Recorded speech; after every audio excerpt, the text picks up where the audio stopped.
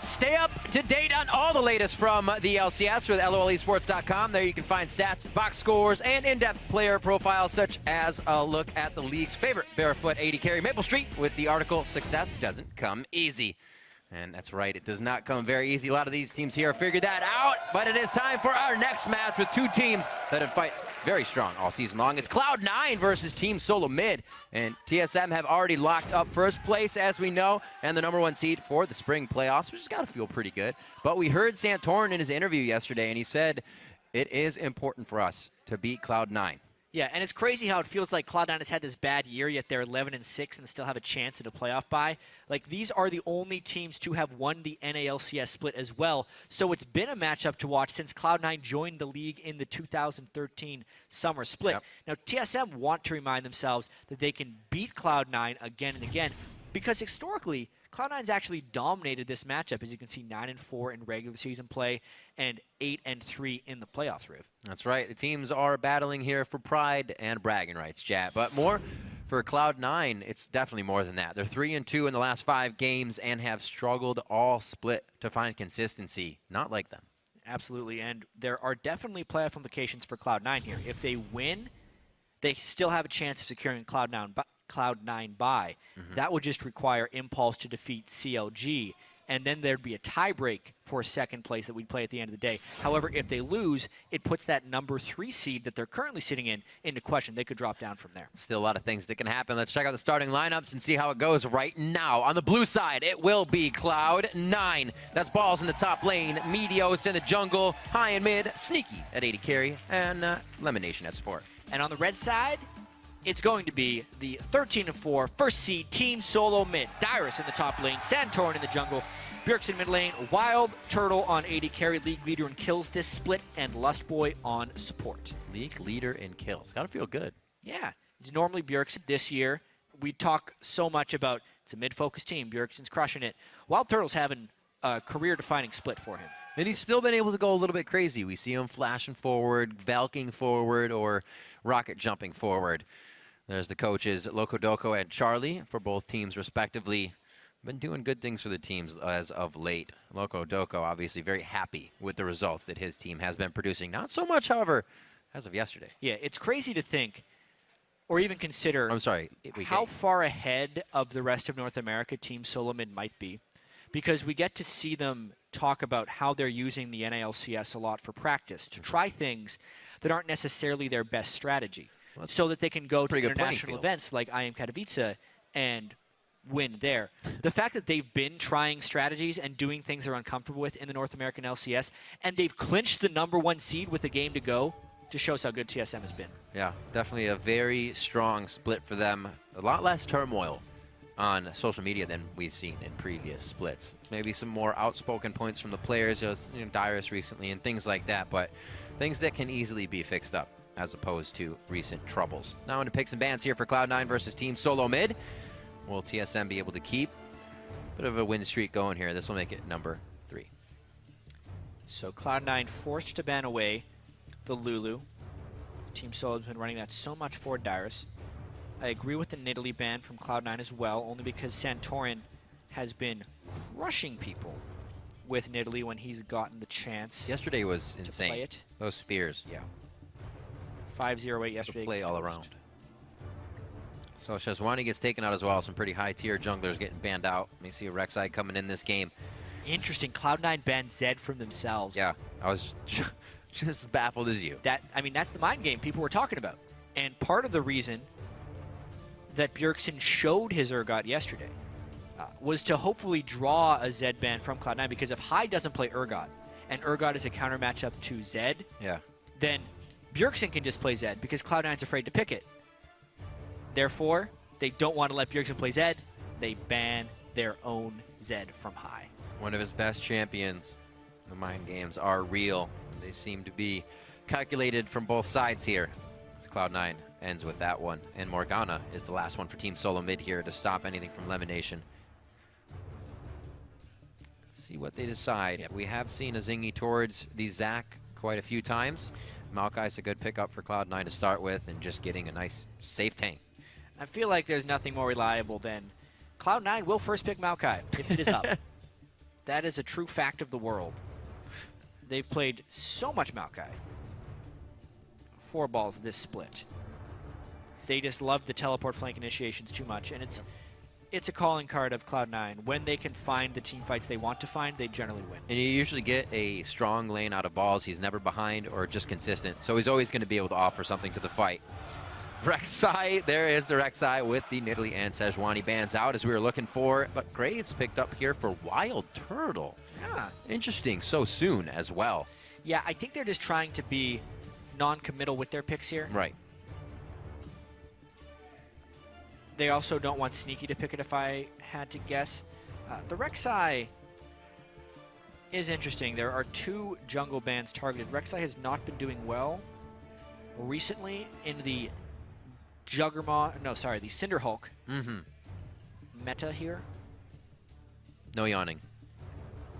Okay, maybe one. Everyone at home is now going to yawn within the next 15 seconds. I'm sorry. Well, Santerin likes to be pretty physical, so maybe he'll get out and about quite soon. Nautilus, again, what else would it be?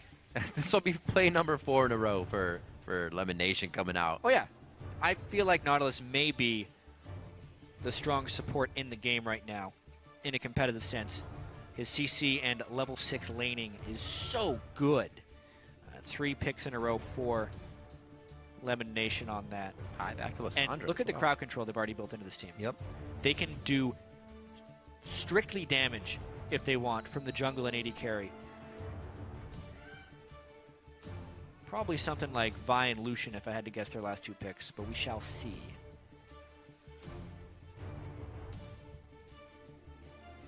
Very slow champion. TSM is still free to do whatever they want. Yep. They're a little bit bamboozled here by all the crowd control that Cloud9 has brought, and they want to make sure they can either escape that or match that in team fights. And this is going to be a very CC-focused game. Yeah. Maybe that Cho'Gath. Do it. All right, so they're going to lock in the Kennen and the Cho'Gath. A bit of a tank, at least one now for Team Solo Mid to the Maokai Nautilus coming in. Remember, Nautilus won't be huge because that's going to be Lemon Nations on support, but still, probably. They can still flex true. that if they want. It's just what we would expect. Delisandre's a good pickup for high. He's seen some good results on that, but does not get to play it very often. Yeah. Sneaky Elimination now to round out AD carry. Here. Lucian's still up for Sneak. Cloud9 can't build a super squishy jungler anymore only because of the Kennen Cho'Gath. They try and dive in on that. They instantly get stunned and eaten. It's a tricky world to be picking into these team comps. There's a lot. With all the lockdown that these guys are bringing, it's almost forcing you to bring tankier champions. I wonder if Cloud9 will still pick squishy and then hope to outplay it. Well, whatever. Lucian is expected. I'm just wondering what Lucian. Meteos' pick is, and it is going to be the Vi. Okay. Lucian Vi. Gonna be that lock-in coming for Cloud9. The good thing is it's all on Charlie, so it's okay. Right? All the picks finalized by Charlie for that team. We'll see what Lustboy decides to lock in here. He can still go Lulu, guys. Lulu's open. Why would he not? Oh, Lulu's banned. You're right. I literally looked right at it and was like, yeah, it's gonna be Lulu. They're not even chanting Soraka for this one. They're chanting Do It. Janna, Morgana.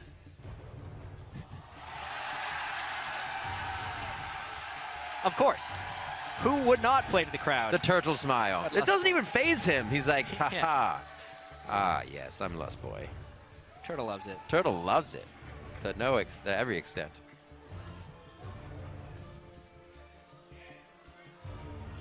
Back to Bard. Only 10 seconds to go here.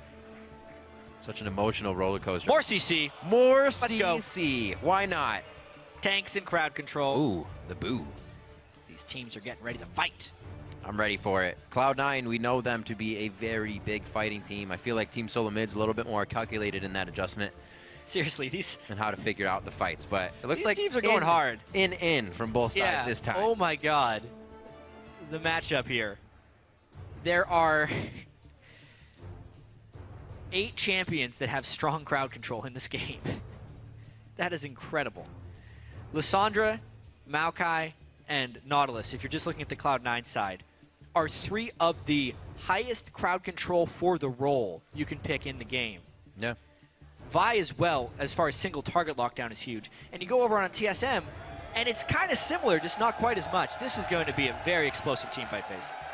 Well, I think it's safe to say if one person gets caught, they are going to die this game. There's really nothing else to save you in terms of that Lulu ultimate or extra stats to come in. Well. No, Lemon, you can't have that. Just make Loco stand there. Sure, man.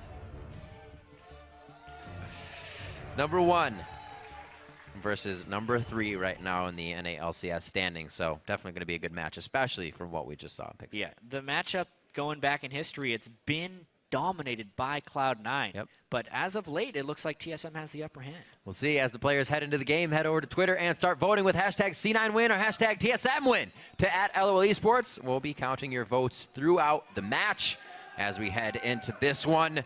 I'm sure TSM's glad they're not seeing high on Teemo in the mid lane. Always a bit of a nightmare that they live with in this matchup. Yeah, big chance coming into this one. And honestly, Riv, I need to be watching this Dyrus game because he's been getting camped so much in the early game. It's just how will he be able to farm? Will TSM help him out? Those are all things I'm looking to see here. Will he play League of Legends today? Balls also shared his thoughts on why his counterpart receives so much early game attention. I definitely think that Dyrus gets camped because of the way TSM plays. Like, they put a lot of power in their mid and bot side, and Dyrus plays really aggressive top, so whenever he dies, he doesn't lose that much for the team. Like, he's just a sacrifice. He still gets farm while dying, and they just need him to become big later still. I love that point by Balls as well about Dyrus being very aggressive despite not getting help. It often leads to Dyrus' death, but it keeps his gold per minute up, and it keeps his CS up, which overall increases the pressure TSM has on the map, because think of it in the larger picture. TSM wants their mid laner and AD carry to do well, and they consistently gank for that lane. So the way you would want to counter that as a team is to move your own jungler there and try and counter gank. But if Dyrus is constantly putting himself in positions to get ganked, and it almost forces the other jungler to gank Dyrus, which means that TSM has 4v3 advantages on other parts of the map almost permanently in games where Dyrus is getting killed. It's a really hard strategy to play against because you want to punish Dyrus, but you also want to counter TSM strategy, and you can't do both at once. It's the mind games. It seems like Dyrus doesn't like it, but he knows what he's doing. They're like, just keep playing aggressive. They'll want to focus you, and we're good to go. Nobody's figured it out yet. We'll see what happens here coming into this. Lost Boy getting his roam on. He's got his moving sandals. So close. Looks like he's just going to get a little bit of vision out of that. The ping goes down. He knows they're going to be representing top lane. Elimination and Sneaky. So we get another matched up game. Ooh. Very interesting. Cloud9 has a pretty big edge in this lane, actually. Wild Turtle was sitting there to freeze while Cloud9 was getting the Gromp. No early jungle camp taken by TSM, and only 3 minions lost in the lane, meaning Cloud9 hits level 2 substantially earlier. And we all know about Lucian and his level 2 power spike. There it is already.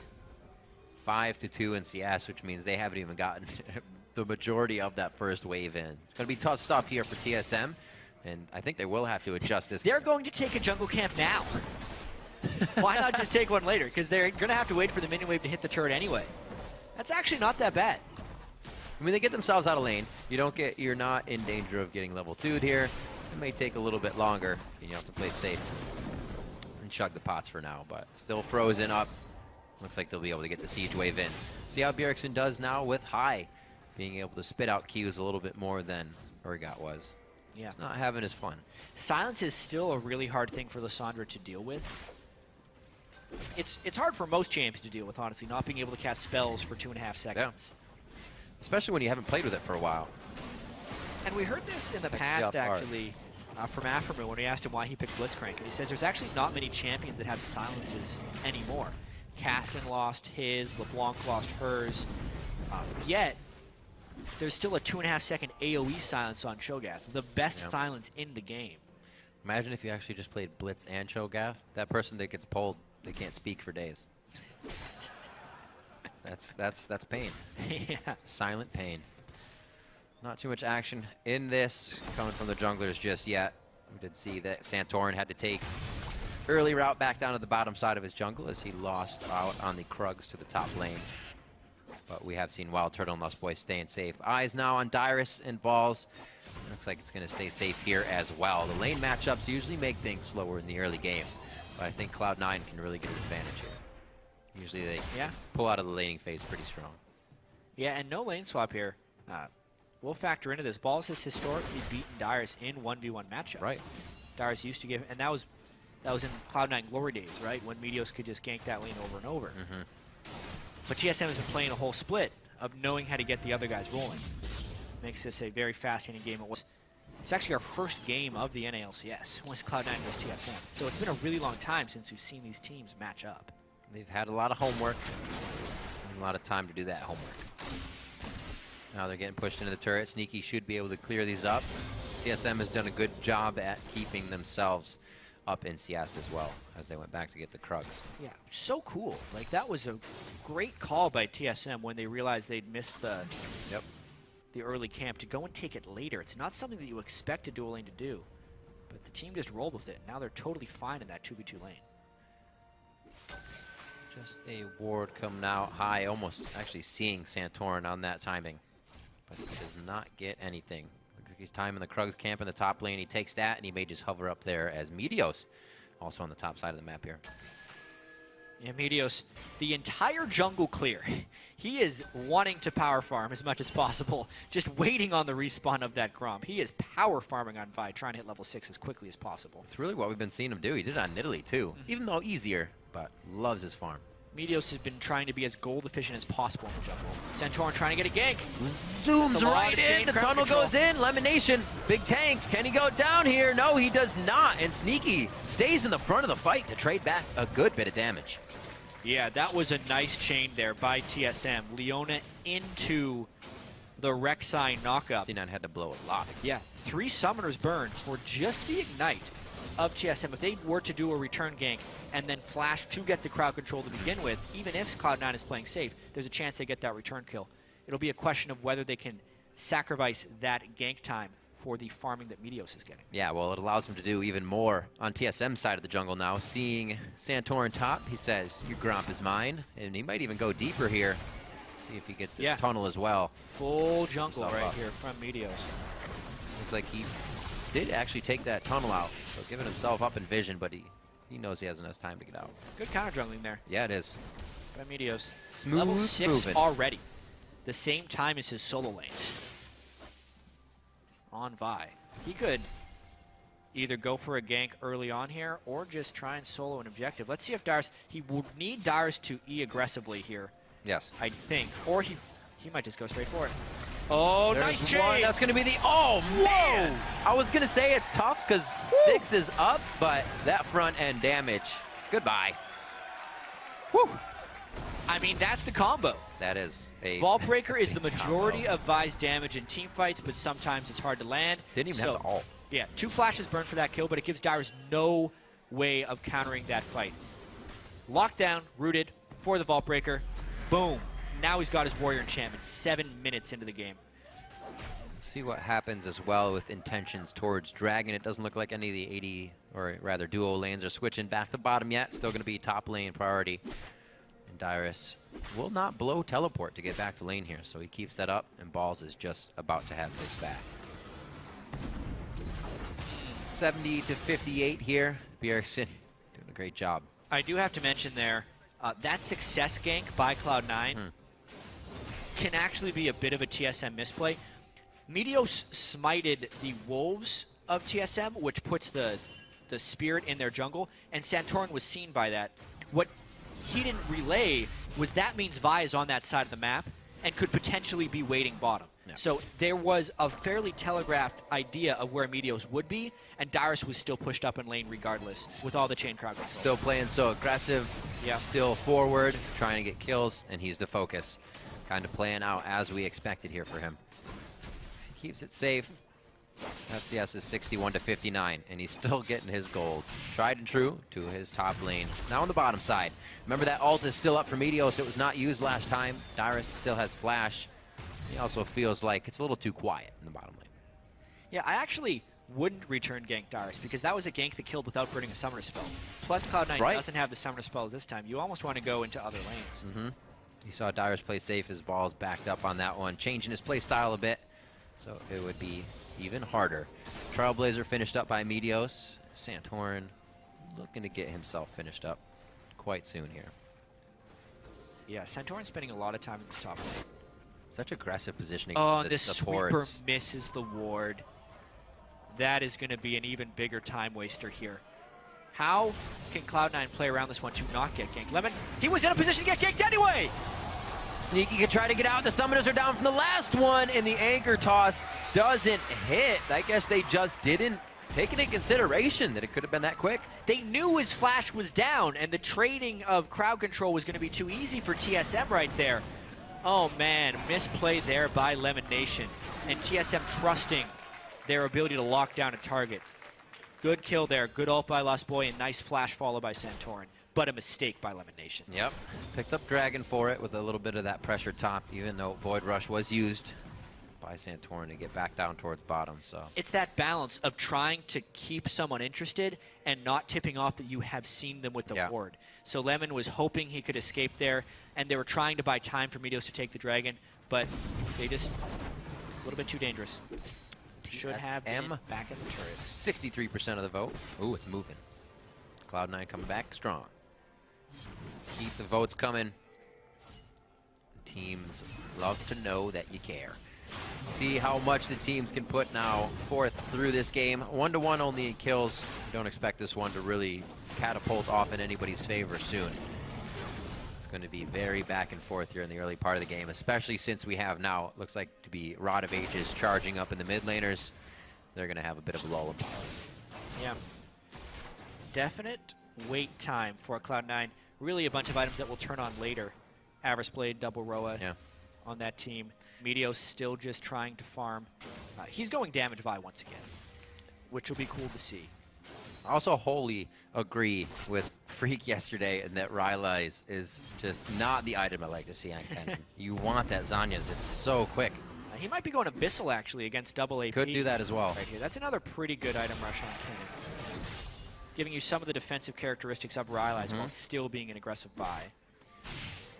Always scary to prevent that Zanya's. We'll see if it works out for him, though. The team fight, if it's big enough, really is just going to shut one team or the other down, so may not have time to even Zanya's in it. Meteos keeping up on crab control here as he re-enters the jungle of Team Solo Mid. Looks like he's got a welcome mat on that side of the jungle for himself here.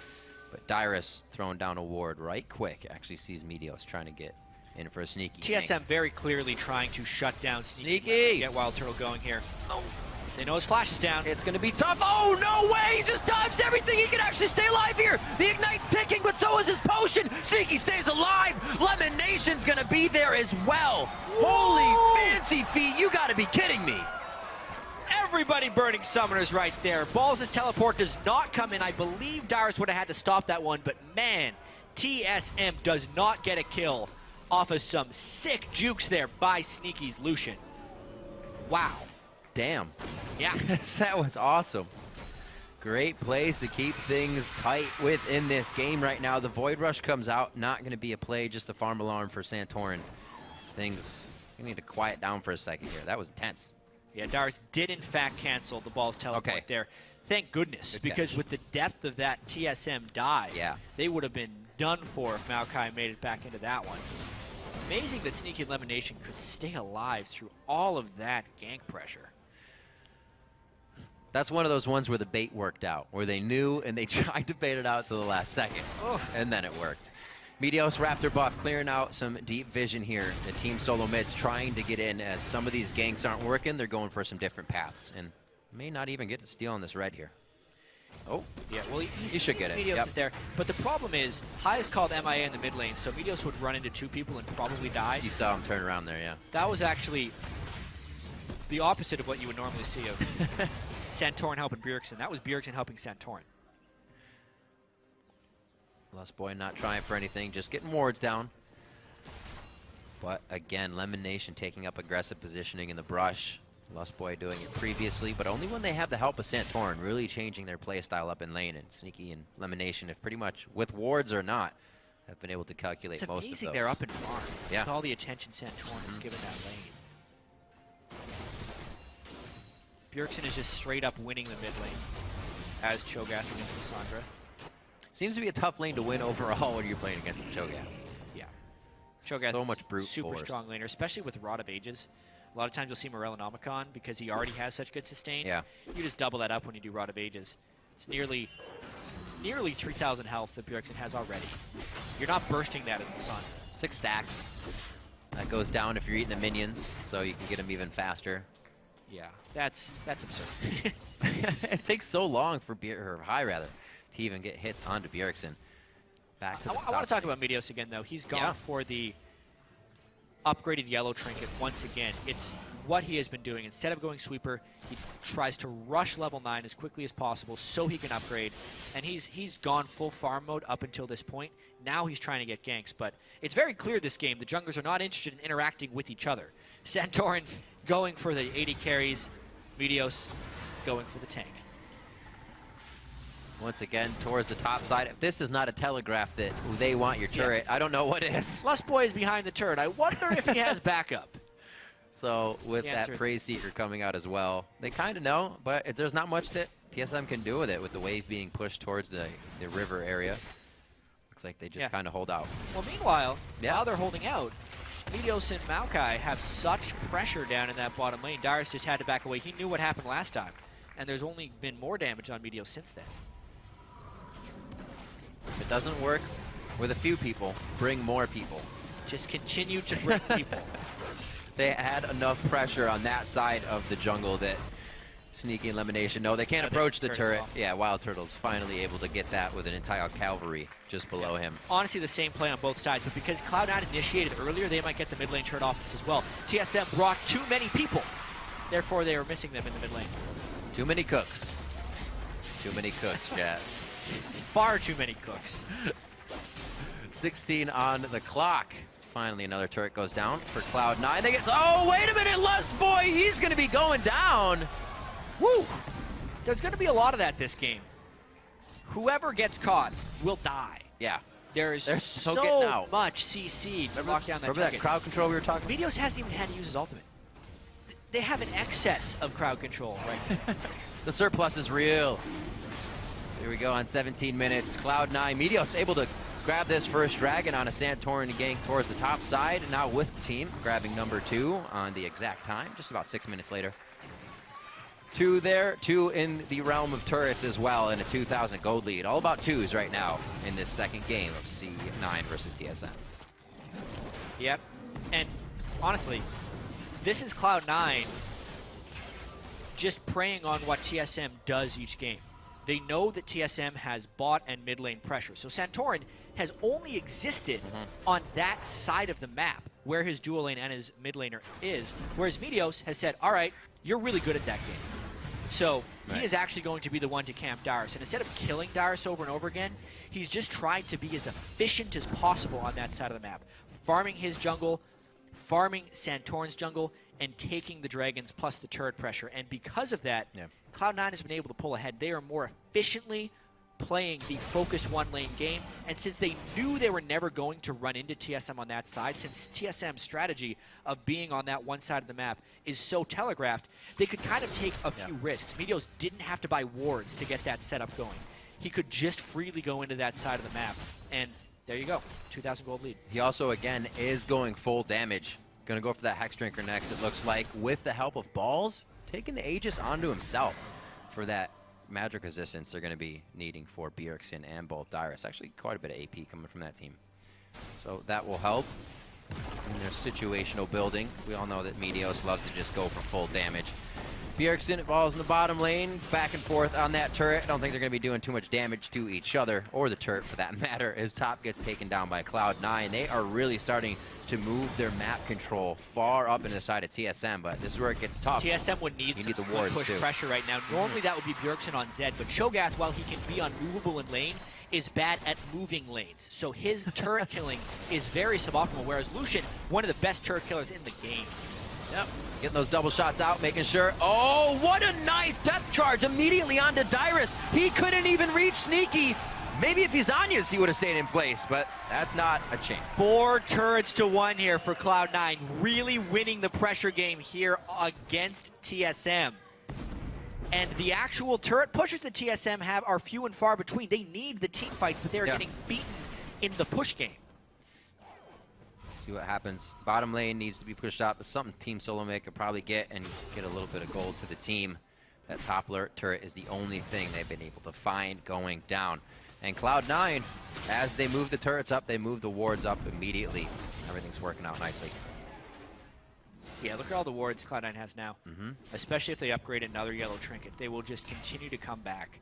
I'm a big fan of what Cloud9 is doing right here.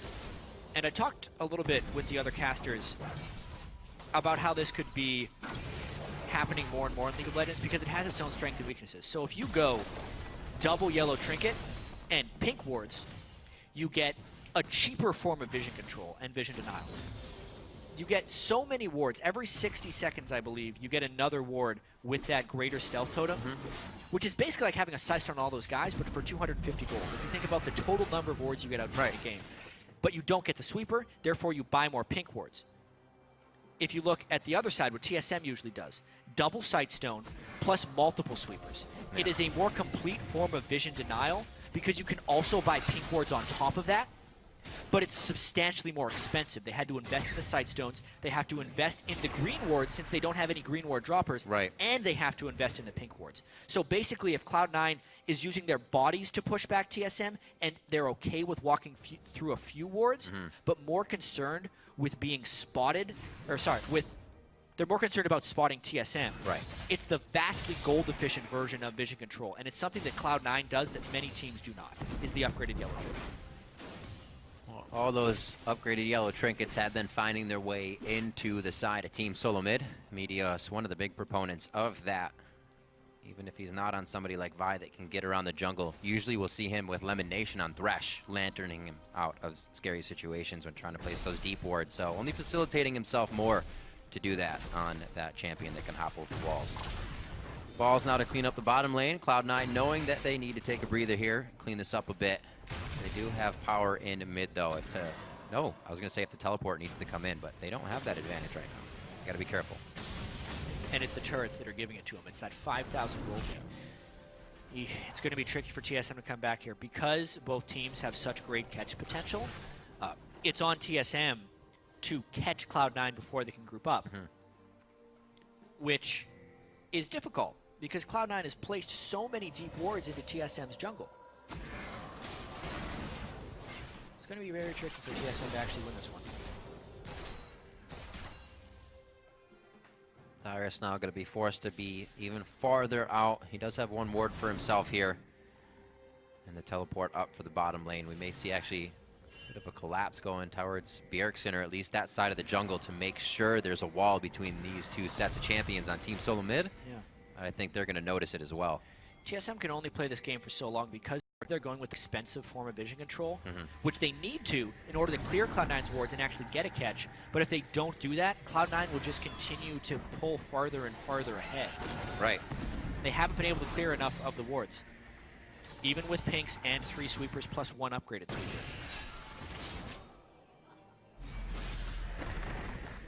Oh, geez.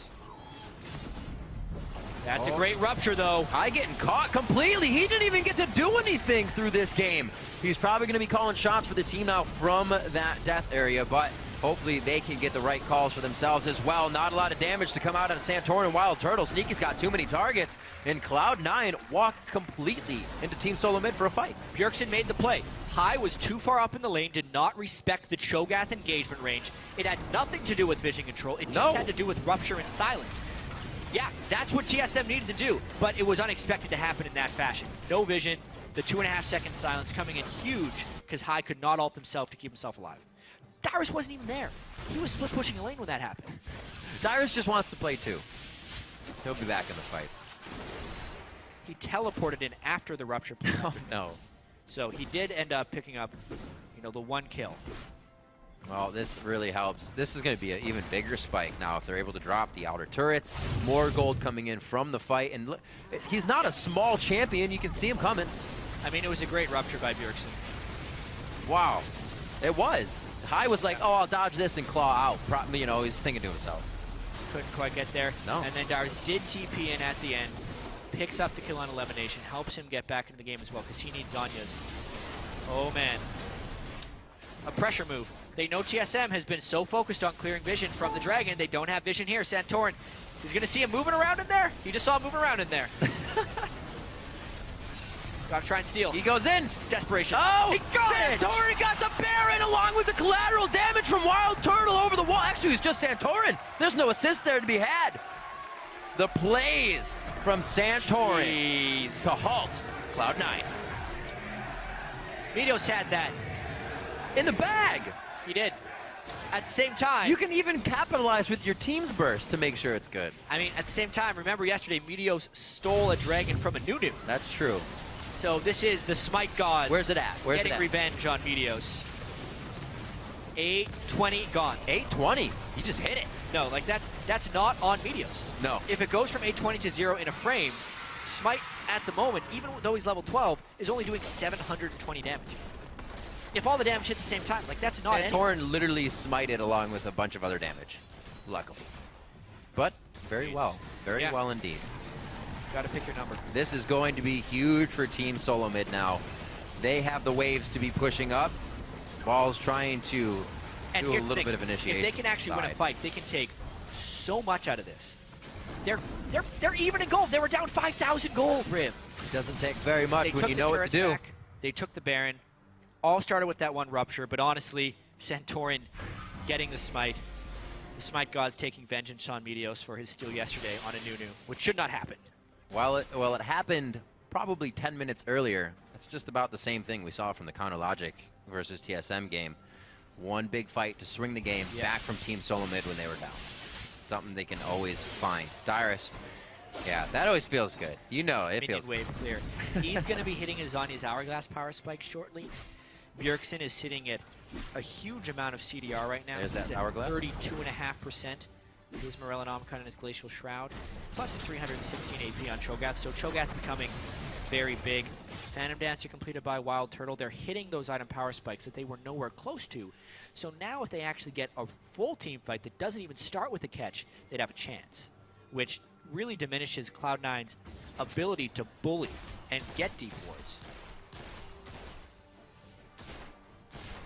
safe enough to have Wild Turtle push his top lane quite far out. No wards even towards his top side of the map. Really relying on all the wards in mid right now to see where Cloud9 is from Team Solo Mid. What a change in the game. You can see some lone wards that Cloud9 placed just dying out at TSM's red. That was just their area a few Total minutes ago. momentum swing. Everything off of Bjergsen's Completely. rupture onto high in the mid lane.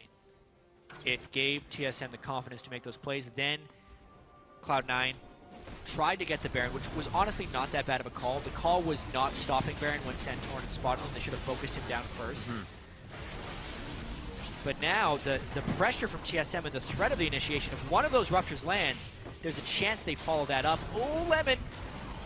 Oh, buddy. Little tank on tank. Not going to have much of initiation out of that one. The poke from Dyrus hit pretty good. Not getting too much from anybody else. Some Prey Seekers from Santorin. Not really going to chunk anybody down, though. Here's the damage onto the turret as Cloud9 tried to contest immediately, and it looks like they will. Any bit of fight they can get, they're going to take it. There's so much anticipation. There's so many spells that could start a fight. I'm just ready for it to happen right away. Normally, it's just the one Lysandre Claw. So you're like, all right. Oh, here it is. But now it's Lysandre Claw. It's an Maokai sapling. It's Vi charging a Vault Breaker. It's Nautilus landing a hook. It's a Rupture. It's Leona. It's everything that can start these fights. And speaking of team fights, this is another game that Cloud9, 3 in a row now, where they've had an early game lead. Yep. And it falls away in the mid game. I asked them about this yesterday. I asked Lemon Nation in the interview post game, why does this keep happening? And he said it's mainly due to their team fight. Cloud9's team fighting is just not as good as it has been in past years. It used to be if Cloud9 had that early game lead, the game was over because they were the best at team fighting. But that's died off here. TSM appears to be the best at team fighting in the North American LCS, and it's showing here. It's different to see that kind of change, especially from a team that is winning all the time. But you'll hear from teams that when you're winning all the time, if you do start losing, sometimes that's the hardest point to come back in. because it's really hard to find where that problem lies. Communication is usually in the fights from high.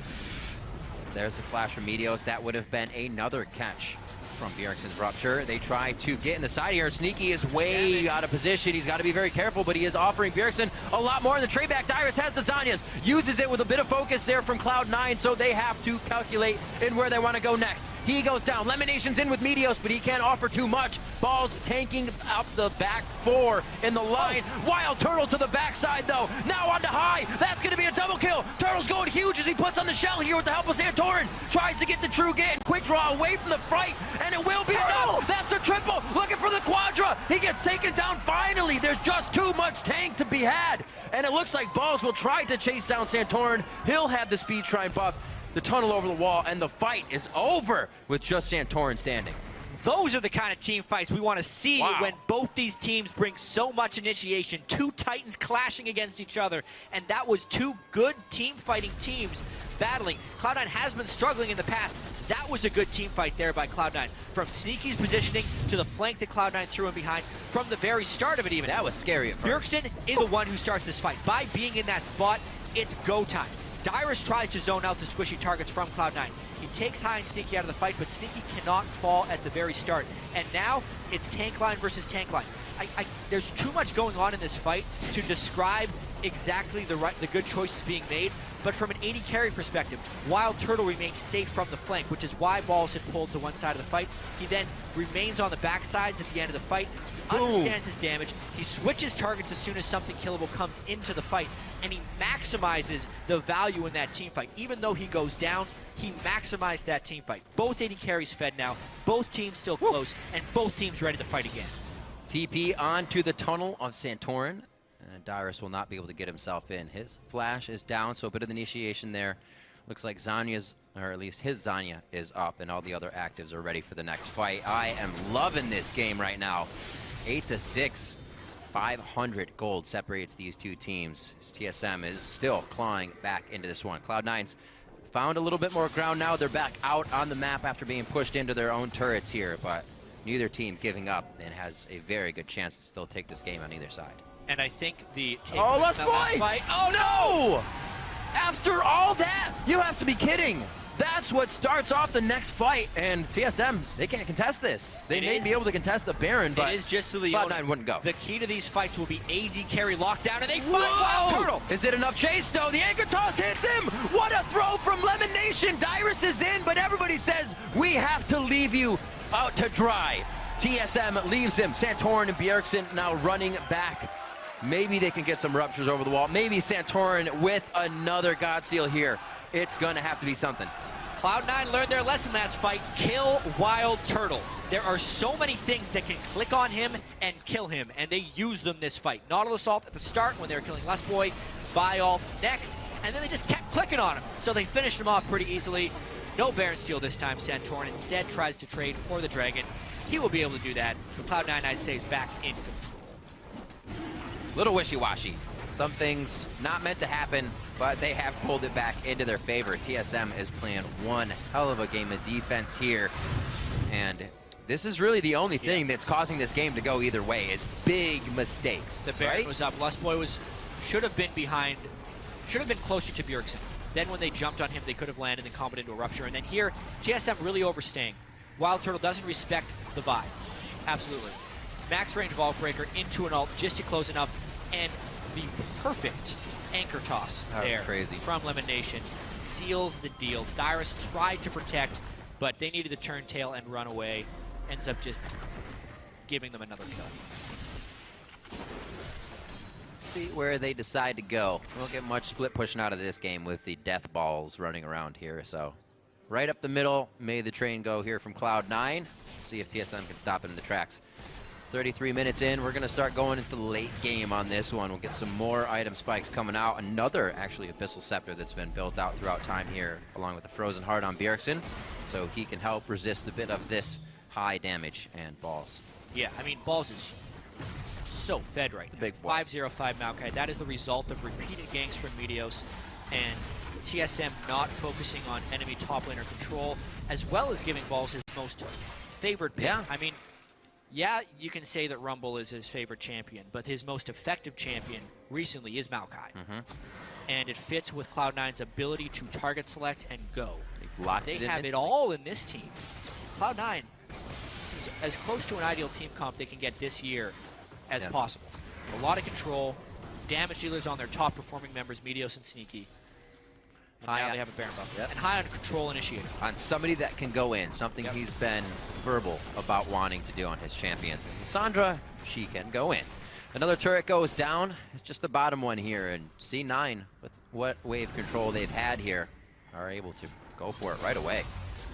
They don't have too much control towards the top side of the map, but the fun will be down here for the next few minutes, especially up towards the inhibitor. Nice rupture, but you can see with all the magic resist now and no Void Staff onto Bjergsen, or really any magic penetration outside of Abyssal Scepter, it's not threatening rupture anymore.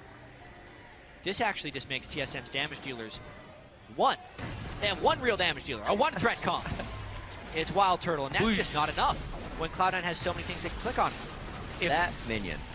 I'm wondering if Balls just decides to dive the turret straight away. A lot of level 17s here.